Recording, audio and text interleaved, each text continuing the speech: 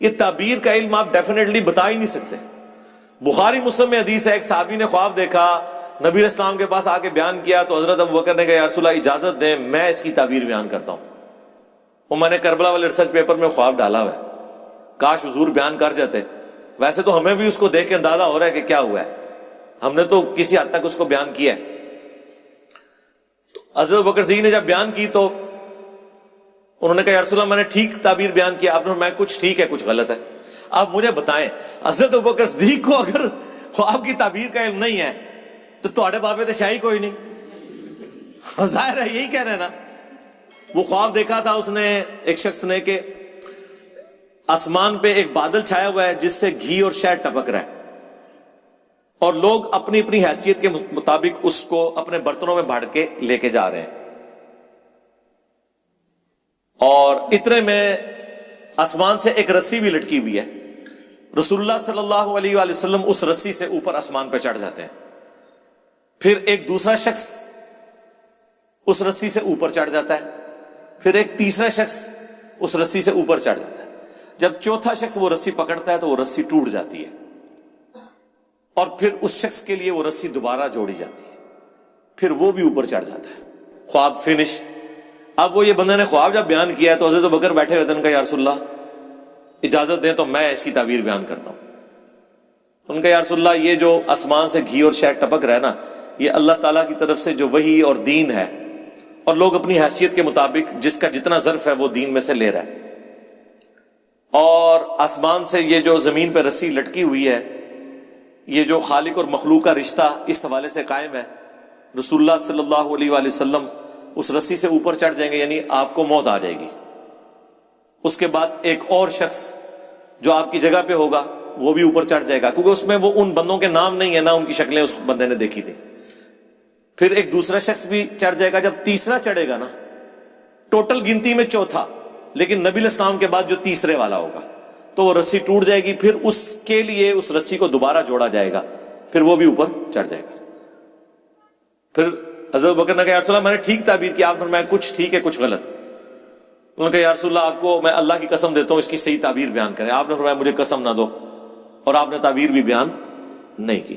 لیکن ظاہر ہے وہ کلیئر ہو گیا تھا کہ نبی علیہ السلام اوپر چڑھے، اس کے بعد سیدنا ابوبکر بھی چڑھ گئے، حضرت عمر بھی چڑھ گئے، لیکن حضرت عثمان کے دور میں وہ رسی ٹوٹ گئی. یعنی جو آسمان اور زمین کا رشتہ تھا نا اس پرفیکشن کے ساتھ، جو پہلے دو خلفاء کے دور میں تھا، جو خلافت محفوظہ تھی سیدنا ابوبکر عمر کی، وہ خلافت مفتونہ بن گئی بعد میں، یعنی فتنوں کا دور. پھر اس شخص کے لیے رسی کو جوڑ دیا گیا، یعنی اس شخص کی شہادت جو ہے وہ ان غلطیوں کا کفارہ بن گئی جو ان کے دور خلافت میں ہوئی. اللہ نے ان کو اس تکلیف میں ڈال کے ان کو پاک و صاف کر کے اوپر اٹھا لیا، اس کے لیے وہ رسی جوڑی گئی. سمجھ آئی آپ کو بات کی؟ بخاری مسلم میں حدیث ہے نا کہ انسان کو کوئی بھی دکھ درد اندیشہ، حتیٰ کہ پاؤں میں کانٹا بھی چبھ جائے تو اللہ تعالیٰ اس کے بدلے بھی اس کی غلطیاں گناہ معاف کر دیتا ہے. یہ ساری حدیثیں میں نے کربلا والے ریسرچ پیپر میں ایک ترتیب سے ڈالی ہوئی ہیں حضرت عثمان کی شہادت کے اسباب. تو میرے بھائی اگر حضرت ابوبکر صدیق صحیح تعبیر نہیں بیان کر سکے تو آپ کے بابے بیٹھ کے کون سی تعبیریں بیان کر رہے ہیں؟ ابن سیرین کی طرف وہ کتاب الرؤیا ایک منسوخ کی یہ مارکیٹ میں ہے، لے کے بیٹھ جائیں گی جگہ آپ دکان کھول کے تعبیریں بیان کریں. اس میں وہ جس طرح کی مدنی ٹی وی کے اوپر بھی ایک پروگرام لگتا ہے، اس میں خواب کی تعبیریں بیان کی جاتی ہیں. ٹھیک ہے جی. اور حالت یہ ہے کہ اس میں بتا رہے ہیں کہ جی مچھلی جو ہے وہ گونگی کیوں ہے. ویل مچھلی کی آوازیں ہم نے سن لی ہیں، ان کو ابھی تک مچھلیاں گونگی نظر آ رہی ہیں. اس کا جواب دیں گے، وہ کہیں گے نہیں وہ تو مچھلی نہیں، وہ تو میملز میں آتی ہے.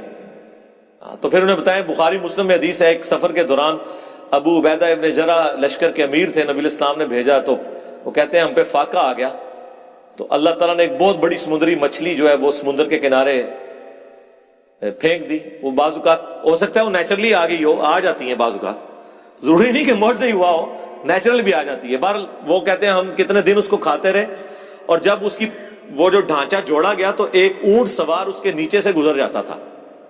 اونٹ پہ بیٹھا ہوا شخص اس کے نیچے سے گزر جائے، اتنا بڑا اس کی آپ سمجھ لیں جو ڈھانچہ تھا، تو وہ ویل مچھلی اتنی بڑی ہو سکتی ہے.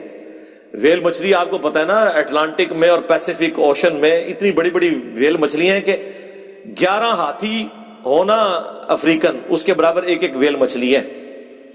اب اتنی بڑی ویل مچھلی تو وہ ویل مچھلی ہو سکتی ہے، اور کوئی مچھلی اتنی بڑی نہیں ہوتی ہے۔ تو اس سے یہ بھی ثابت ہو گیا کہ ویل مچھلی حلال ہے۔